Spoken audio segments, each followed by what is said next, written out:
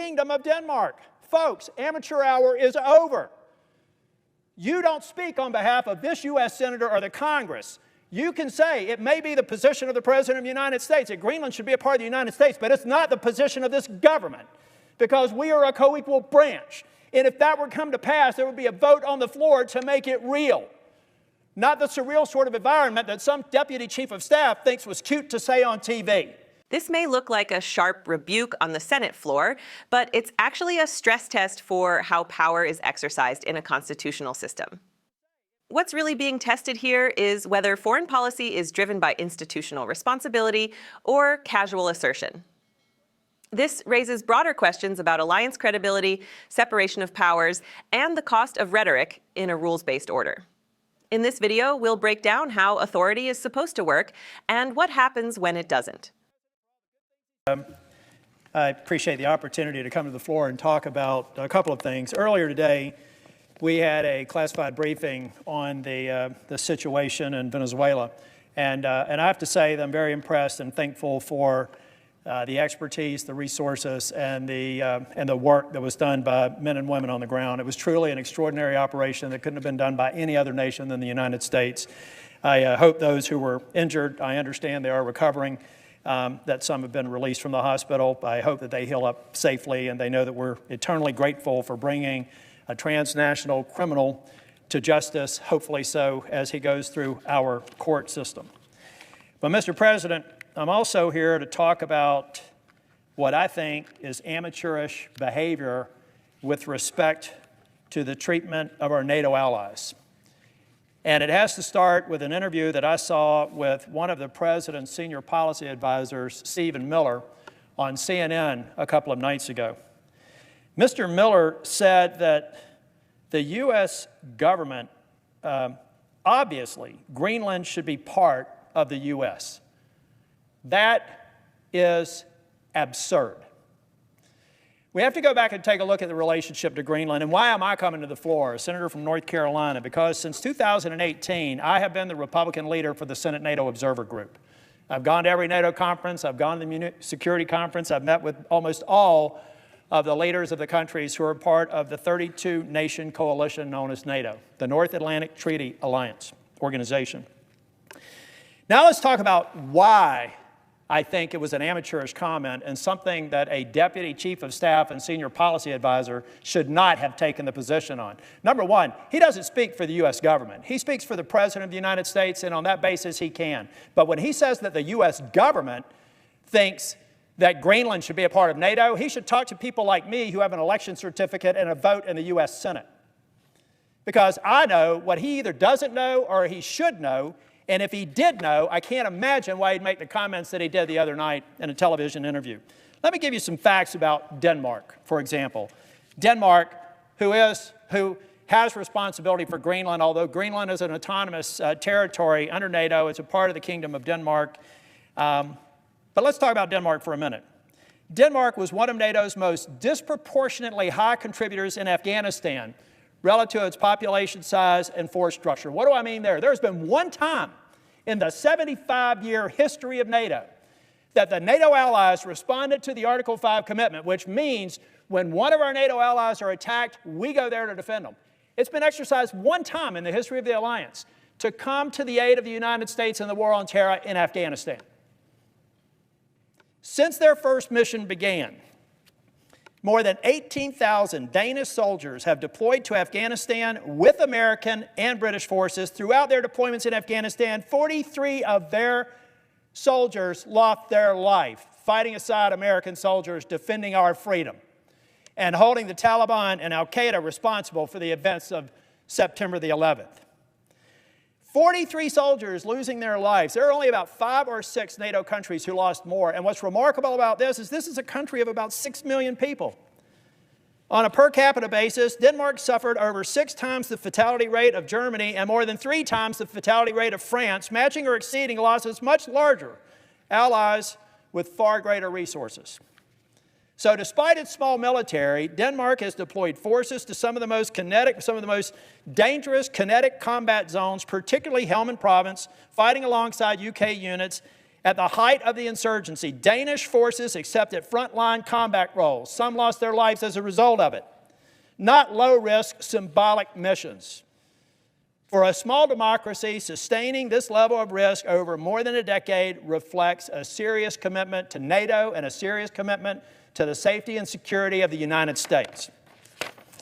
Mr. President, I ask unanimous consent that I can have that specific language and the list of NATO countries who came to our aid and a photograph of our U.S. Marines thanking the Danes for their work that they did in Afghanistan submitted to the record. Mr. President, some people around here call me cranky. I've got a couple of buddies that call me cranky. You know what makes me cranky? Stupid.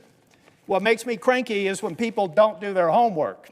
What makes me cranky is when we tarnish the extraordinary execution of a mission I fully support in Venezuela by turning around and making insane comments about how it is our right to have territory owned by the Kingdom of Denmark. Folks, amateur hour is over. You don't speak on behalf of this U.S. Senator or the Congress. You can say it may be the position of the President of the United States that Greenland should be a part of the United States, but it's not the position of this government because we are a co-equal branch. And if that were to come to pass, there would be a vote on the floor to make it real. Not the surreal sort of environment that some deputy chief of staff thinks was cute to say on TV. So you want to get me back to thanking the President for all the good things he's doing? Then give him good advice. One of two things happened with Greenland. Either one, the President came up with the idea that maybe we should have Greenland as a part of our assets. And somebody said that's a great idea. Versus saying, Mr. President, take a look at our alliance. Take a look at the most important alliance in the history of the United States, the NATO alliance. This could actually destabilize that, Mr. President. Mr. President, you should know at one point we had 17 military installations in Greenland and they'd be happy to have us back. They're not refusing to have us have access to project power into the Arctic. We could do it without taking over a NATO country. That's the sort of advice that they should have been given. So if the President thought it was a good idea, then he needs the expertise to say, Mr. President, that's why this is not a good idea. And I would defy you to find any credible general with a star on his shoulder who would say that it is, because they understand that the NATO alliance is what has kept this nation largely, or this world, largely safe for over 75 years. The flip side could be that Mr. Miller or somebody else said, hey, this would be cool. Let's take over Greenland. It'll be like a big aircraft carrier. Well, that's stupid too. And I'm sick of stupid. I want good advice for this president because I want this president to have a good legacy. And this nonsense on what's going on with Greenland is a distraction from the good work he's doing, and the amateurs who said it was a good idea should lose their jobs. Thank you, Mr. President. The moment came quietly at first, almost conversational. A senator rose to speak, acknowledging a classified briefing, expressing gratitude for professionalism, for competence, for work done carefully and deliberately. But then the tone shifted. What followed was not routine floor speech. It was a warning, a rebuke, and in its own way, a line drawn in public view. When Senator Thom Tillis turned his attention to a televised comment suggesting that Greenland should simply become part of the United States, he wasn't reacting to a policy proposal, he was reacting to something deeper. A casual disregard for alliances, for history, and for the weight of words spoken from positions of power. He called it absurd, amateurish. And then, without raising his voice, he explained why. This moment matters because it exposes a tension that defines modern governance, the gap between spectacle and responsibility. In a media-driven political culture, statements are made for impact, for reaction, for dominance of the news cycle. But alliances are not built on soundbites. They are built on trust, shared sacrifice, and decades of mutual commitment.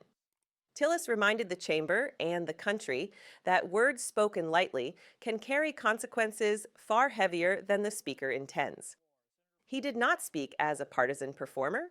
He spoke as someone who had been in the rooms where alliances are tested and preserved. As the Republican leader of the Senate NATO Observer Group, he brought facts, not slogans. He spoke of Denmark, a small nation by population, but a serious one by commitment. He spoke of service rendered alongside American forces, of risk accepted not for optics, but for principle. He spoke of proportional sacrifice that cannot be erased by a flippant television remark. In doing so, Tillis revealed something often forgotten in political debate. Credibility is cumulative.